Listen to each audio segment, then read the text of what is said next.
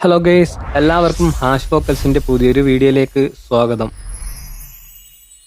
ഈ ഒരു എ കാലഘട്ടത്ത് നമ്മൾ പലപ്പോഴും കേൾക്കാറുള്ളതാണ് voice conversion, voice cloning, voice dubbing അഥവാ ട്രാൻസ്ലേഷൻ തുടങ്ങിയ വോയിസുമായി ബന്ധപ്പെട്ട എ മോഡലുകൾ ചെയ്യുന്ന ചില വോയിസ് ജനറേറ്റ് രീതികൾ.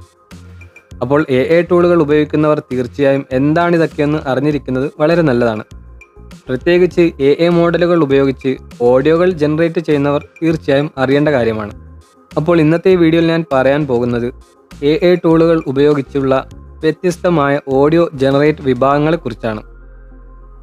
ആദ്യമായിട്ട് ടെക്സ്റ്റ് ടു സ്പീച്ച് അഥവാ TTS എന്ന് നമുക്ക് ഷോർട്ട് ഫോമിൽ പറയാവുന്ന ഒരു ഓഡിയോ ജനറേറ്റ് രീതിയാണ്. അപ്പോൾ എന്താണ് ടെക്സ്റ്റ് ടു സ്പീച്ച് എന്നത് ഏറെക്കുറെ എല്ലാവർക്കും അറിയുന്ന കാര്യമാണ്. എന്നാലും ചെറിയ രീതിയിൽ ഒന്ന് ഞാൻ പറയുകയാണ്.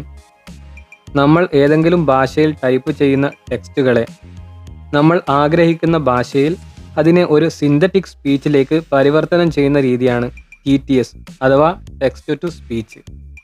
ഒരു ഉദാഹരണം പറയുകയാണെങ്കിൽ, നിങ്ങൾ ഏതെങ്കിലും ഒരു എ മോഡലിന് മലയാളത്തിൽ ഒരു വാക്യം ടൈപ്പ് ചെയ്യുന്നുവെന്ന് കരുതുക.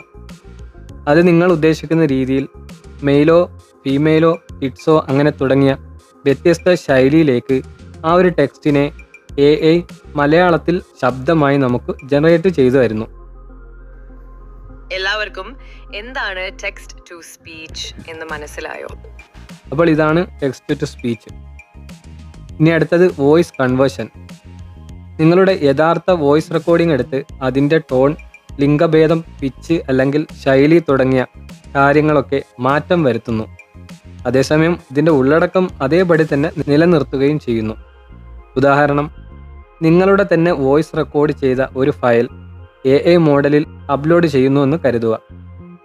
എ അതിനെ ഒരു കുട്ടിയുടെ ശബ്ദത്തിലോ അല്ലെങ്കിൽ മുതിർന്ന വ്യക്തികളുടെ ശബ്ദത്തിലോ അല്ലെങ്കിൽ വ്യത്യസ്ത രീതിയിലുള്ള മറ്റു ശബ്ദത്തിലേക്കോ ആ ഒരു റെക്കോർഡഡ് വോയിസിനെ മാറ്റം വരുത്തുന്നു. ഇതാണ് വോയിസ് കൺവേർഷൻ. ഇനി അടുത്തത് വോയിസ് ക്ലോണിംഗ്.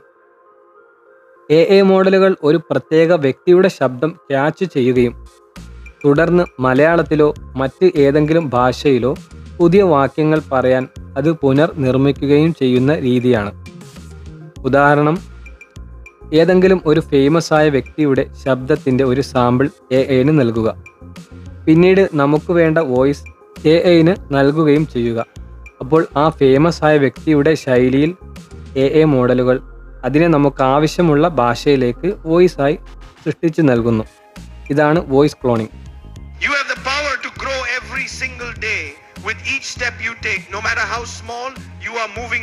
ഇതിന് 11 labs, fine voice, resemble A പോലെയുള്ള ധാരാളം എ മോഡലുകൾ ഇന്ന് നമുക്ക് അവൈലബിൾ ആണ്.